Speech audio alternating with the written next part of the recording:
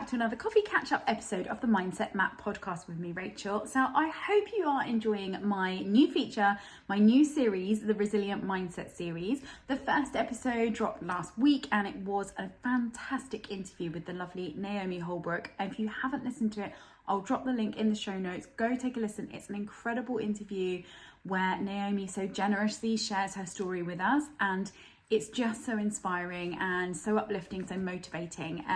Please do go take a listen if you haven't already. So today I wanted to kind of follow on that theme of resilience, because I was reminded this weekend that you can learn lessons of resilience from many different sources. And one of the places that I have been taught resilience this weekend is from my own daughter. So for those of you who don't know, my daughter dances kind of competitively in festivals, competitions, that sort of thing.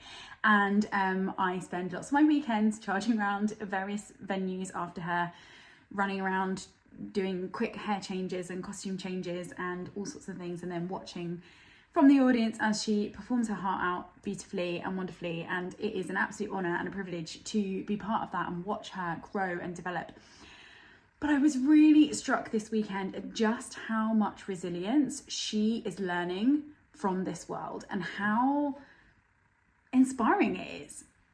So for a little bit of an explainer, they do various competitions throughout the year, and there's a different judge at each of the competitions. Now, they obviously have a sort of set criteria that they judge from. I believe it should be quite standardized in terms of, you know, this window of marks for this and this window of marks for this. But essentially what happens is you are subject to personal choice and personal opinion. So each judge has their own likes and dislikes, their own preferences, and that is quite hard. That is quite hard to take for them. So they can go and perform one routine at one competition and score a really, really high mark, and they can feel over the moon. They can get a medal and an amazing score and feel wonderful.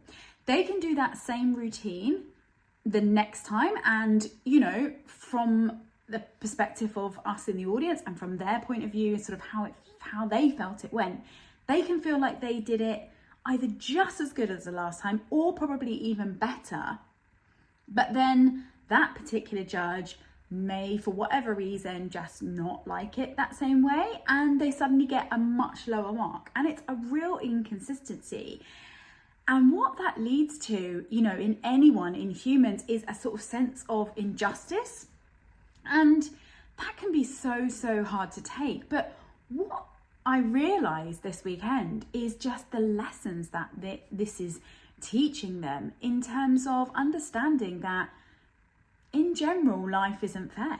You know, there will be lots of moments in our lives where we come across things where we think that isn't quite right. That isn't how I want it to go. That isn't how I feel it should go. And it feels unjust, and it feels frustrating, and it feels disappointing.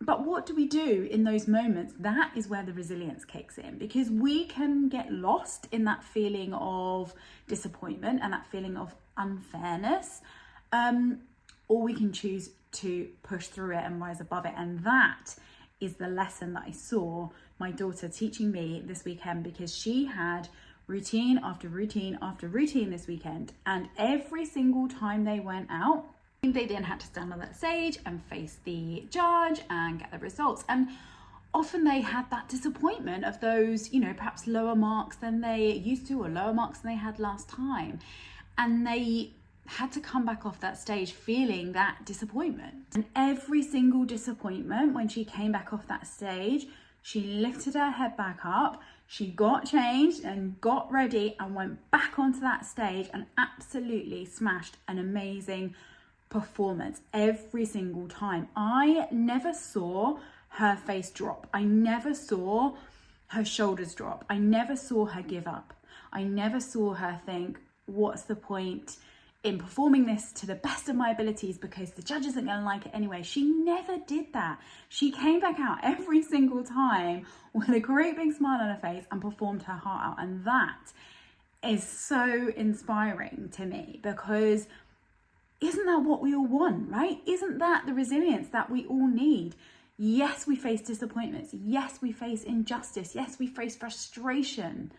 But what do we do with it? We can choose to get lost in that, or we can choose to stick that smile back on our face, get back up there and give it our best once again, every single time, giving it our best. And so, yeah, I just wanted to share that little story with you, because look for those moments where resilience is in others, and we can learn from that, and we can take inspiration from other people, and for me, from my own children. And that is just wonderful to watch and wonderful to see. So that's what I wanted to share with you today. I hope you have a fantastic week, and I will see you back here next week.